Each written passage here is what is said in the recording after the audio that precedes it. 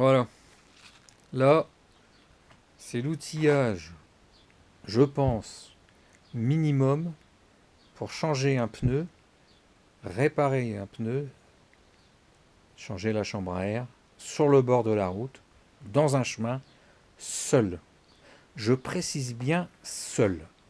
Si vous êtes à deux, la phase décollage de pneus, bien connue depuis 100 ans, la béquille sur le pneu, on appuie dessus, le pneu se décolle, c'est connu, ça marche très bien. Heureusement que certaines vidéos de gars le remontrent parce que c'est un détail important. Le décollage du pneu étant la partie la plus délicate. Donc, si vous êtes seul, pas question d'avoir une autre béquille forcément. Alors, il y avait une technique, c'était de pencher la moto sur le pneu avec l'embout de guidon et appuyer très fort. Et ça venait décoller le pneu. Le problème, c'est que votre roue étant enlevée, forcément, puisqu'elle est par terre, vous vous retrouvez quand même dans des conditions assez difficiles. D'accord. Donc, pour moi, j'ai opté pour ces démonts de pneus là. Je ne dirais pas la marque. Je pense que c'est disponible sur plusieurs marques. Qui sont donc démonts de pneus, mais surtout décolle pneus.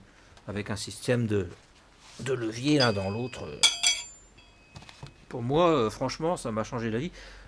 J'en suis arrivé même que même dans le garage, quand je change mes pneus, je sors même plus le décolle pneus, j'utilise ça. Et décoller les pneus ici, ça y va. Hein. Chaque sortie, chaque pneu, voilà, d'accord. Donc décoller le pneu avec ça. Le remont de pneu, donc c'est le système. Ça, c'est quand même assez génial. Alors je le fais démontable, donc ça puisse être rangé. Voilà, comme ça c'est rangeable, ça prend pas trop de place. Un petit compresseur, le nouveau compresseur, alors pareil, décidément, ils sont très créatifs. Un petit compresseur autonome sur clé USB, donc sur prise USB. Donc vous rechargez en remplacement de ces vieux compresseurs qu'on avait tous là. On achetait un compresseur, on enlevait les plastiques pour gagner en volume. Alors bon, ça gonflait pas terrible, ça bouffait un courant comme c'est pas possible sur la batterie.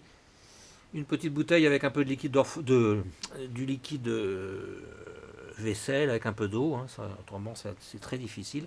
Alors, pour sortir le pneu entièrement, pour le sortir, hein, déjà, moi je remets deux démonts de pneus, c'est impossible. Il en faut au minimum 4, 5. Donc deux grands forcément pour faire le premier levier.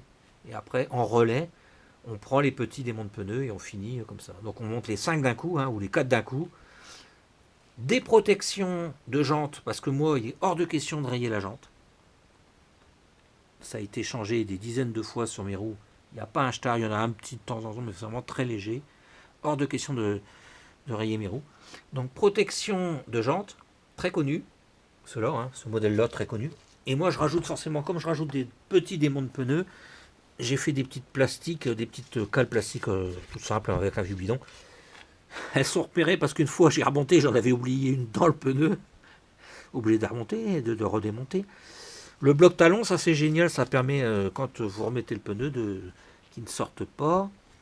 Un petit tire-valve, fabrication maison, donc une vis sans tête avec un petit écrou borgne, un petit câble qui traverse. Ça permet de mettre d'abord la vis et après l'écrou borgne, de le mettre en deux phases. Démonte au but. Donc voilà. Donc forcément, ah oui, j'avais montré sur la T7, j'avais fait des petites places pour mettre des chambres à air, vu qu'il y a un volume, comme c'est pas possible, de disponible. Donc voilà, Ah oui, alors, si vous changez que la chambre à air, et c'est pas un problème, vous laissez l'autre côté du flanc du pneu monter sur la jante. Si vous voulez démonter complètement le pneu, il va falloir la technique bien connue, donc vous traversez la jante, il faut imaginer le pneu sorti d'un côté, vous traversez de l'autre côté et vous venez faire entièrement, vous êtes obligé de traverser le démon de pneu pour faire levier et emmener les deux flancs de pneu. Donc moi la technique, encore une fois, je veux pareiller mes jantes, j'ai fait cette espèce de pièce horrible là, qui vient donc se poser un peu n'importe comment, suivant les jantes, hein, c'est fait pour du 21, du 18, du 17, qui vient comme ça, d'accord, hop, Il faut l'imaginer sans le pneu, d'accord. Voilà.